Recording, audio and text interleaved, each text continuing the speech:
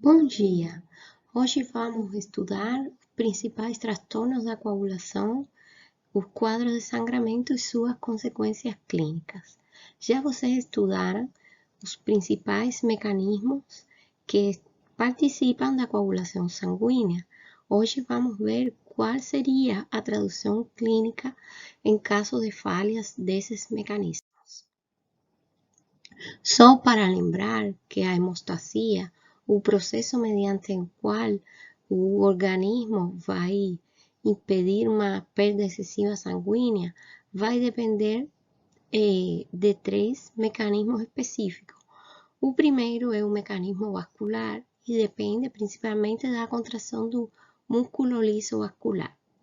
O segundo mecanismo é o mecanismo plaquetário, que vai depender da agregação plaquetária, da adesão das plaquetas uma com outras e a liberação de substâncias que estão contidas nos grânulos plaquetários que estimulam a outras plaquetas a se ativar e formar o tampão plaquetário. Tanto o mecanismo vascular como o mecanismo plaquetário fazem parte da hemostasia primária. E já o mecanismo plasmático, que vai depender dos fatores da coagulação, é considerado como hemostasia secundária. Mas quando acontece algum traumatismo, qualquer quadro de sangrado, praticamente desde os primeiros segundos, tanto o mecanismo vascular plaquetário como o mecanismo plasmático já começam a se ativar. De forma geral, os transtornos da coagulação podem ser classificados como transtornos congênitos ou adquiridos, em dependência do mecanismo pelo qual ele se origina. E também podemos classificar eles como primários ou secundários. No caso dos transtornos primários da coagulação, a falha radica em algum transtorno primariamente vascular, primariamente plaquetário ou algum transtorno próprio dos fatores da coagulação. No caso dos transtornos secundários, esses transtornos da coagulação vão depender de algum outro processo patológico, por exemplo, uma doença autoimune que vai criar anticorpos contra as plaquetas e vai destruir elas, provocando uma trombocitopenia, ou uma hepatopatia que vai provocar uma afetação da síntese dos fatores da coagulação. Em relação às formas de se manifestar, é muito variada. Geralmente, quando o transtorno é vascular ou plaquetário, a forma de apresentação é através de hemorragias pelas mucosas e pela pele, como é o caso desta imagem aqui desta equimose e este caso aqui deste paciente com uma síndrome purpúrica. É conhecida como síndrome purpúrica as manifestações de pequenas ou grandes hemorragias em pele e mucosa. Já quando o sangrado é intraarticular, intraabdominal, em tecidos mais profundos, geralmente estão afetados os fatores da coagulação, como este caso aqui de uma hemartrose num paciente com deficiência de fator 8, conhecida também como hemofilia A. Em dependência da forma de apresentação do paciente, dá para ter uma suspeita se o transtorno de coagulação será plaquetário, será vascular, ou também, em alguns casos, existe uma mistura de vários fatores. Vamos começar a explicar de forma geral as alterações da coagulação devidas a transtornos plaquetários. Os transtornos plaquetários podem ser divididos também em transtornos qualitativos, conhecidos como trombocitopatias, e nesse caso está alterada a função da plaqueta. Qualquer transtorno do processo de agregação, adesão, liberação dos grânulos, leva a uma trombocitopatia, ou um transtorno da função plaquetária. Mesmo que neste caso o número de plaquetas é normal, como existe uma alteração, alguma deficiência da função plaquetária, vamos a encontrar algunas manifestaciones clínicas, vamos a encontrar episodios de sangrado en este caso. Ya los trastornos cuantitativos o trombocitopenia se produce una disminución del número de plaquetas, sea de forma congénita o adquirida, sea por un trastorno intrínseco de la producción de plaquetas a un nivel da medula o por un trastorno periférico, como sería una destrucción plaquetaria por un mecanismo inmune, por una coagulación intravascular diseminada, entre otros. Siempre es necesario realizar un hemograma con contagio plaquetario para identificar si este paciente tiene un sangramiento, una hemorragia de piel y mucosa. Vamos a ver cómo es que está la contagio plaquetaria. Si la contagio plaquetaria está normal y los factores de coagulación también y un mecanismo vascular también no parece estar alterado, lo más probable es que se trate de una trombocitopatía, de un trastorno de función plaquetaria. Las trombocitopatías, elas pueden ser congénitas, Desde un nacimiento del paciente existe una predisposición para sangrado, principalmente a través de las mucosas. No caso da trombocitopatia, é difícil ver lesões em pele, mas sim são frequentes o sangrado pela mucosa nasal, pela gengiva. No caso da mulher, o sangrado menstrual é bem volumoso, é muito mais, de um volume muito maior. Já existen também alguns outros fatores que são adquiridos, como são alguns fármacos, alguns alimentos, alguns deles bem frequentes, como é o alho. Quem gosta de temperar com alho poderia desencadear um transtorno da função plaquetária. E quem já tem alguma alteração congênita, mesmo sendo leve, poderia ser agravada por determinados fármacos, alimentos. Também no caso das doenças hematológicas malignas e outras neoplasias que são tratadas com quimioterapia, a própria quimioterapia poderia intervir na função plaquetária, provocando uma trombocitopatia adquirida.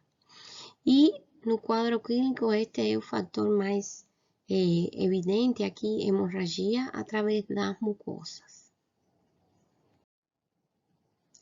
No caso da trombocitopenia, existe uma diminuição evidente do número de plaquetas.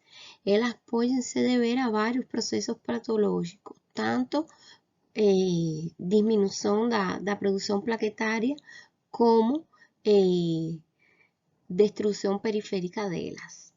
As plaquetas, se elas começam a diminuir, mas esta diminuição é leve, com um número plaquetário acima de 100.000 por milímetro cúbico, não são evidentes as hemorragias, pelo menos de forma espontânea.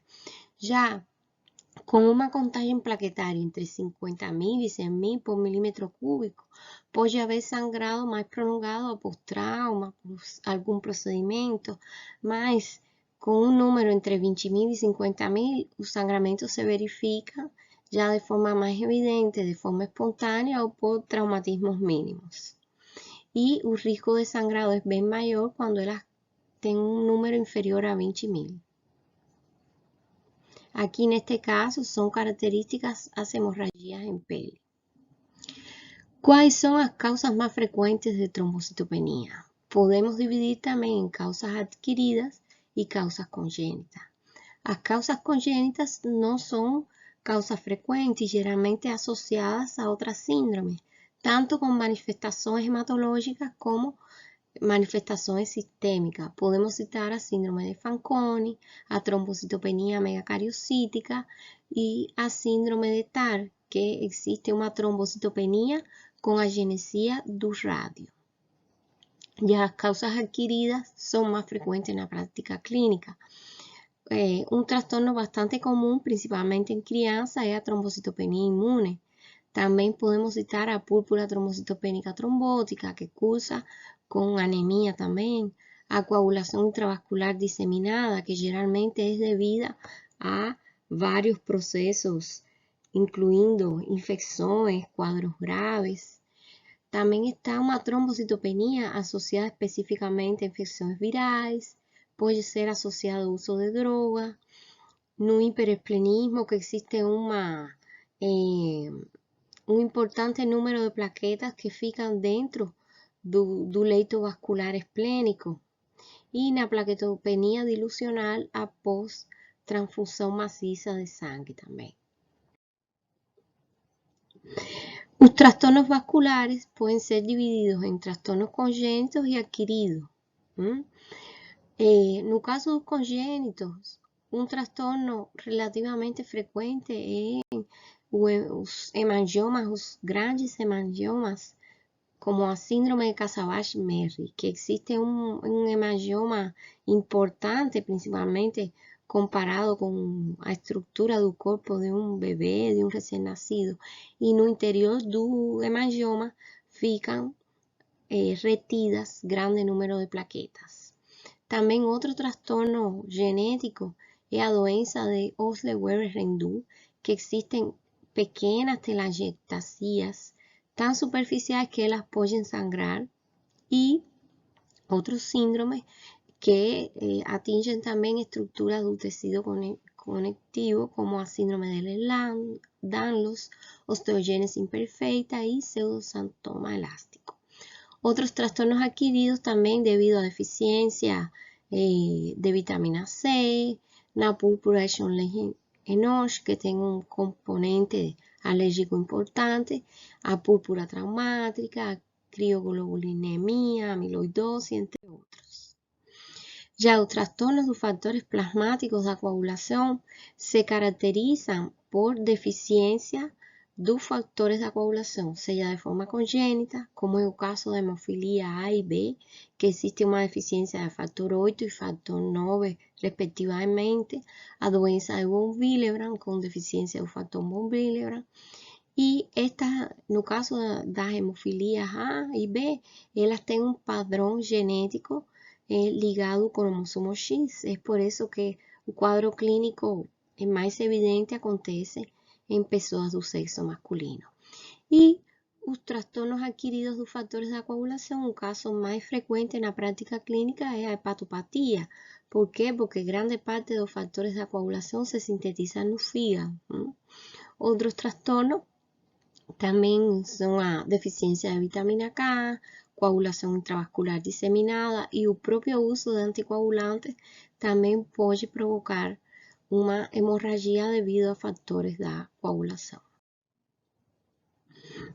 Nas hepatopatias, o transtorno, além de apresentar deficiência de fatores plasmáticos, existe um comprometimento da função plaquetária, podemos encontrar trombocitopenia e também existe risco de episódios trombóticos. Então, as hepatopatias são entidades clínicas nas quais podemos ter uma série de trastornos a um nível praticamente tanto de fatores da coagulação como plaquetas e risco de trombose também. Aguardo você na próxima sexta-feira para esclarecimento de dúvidas. Muito obrigada.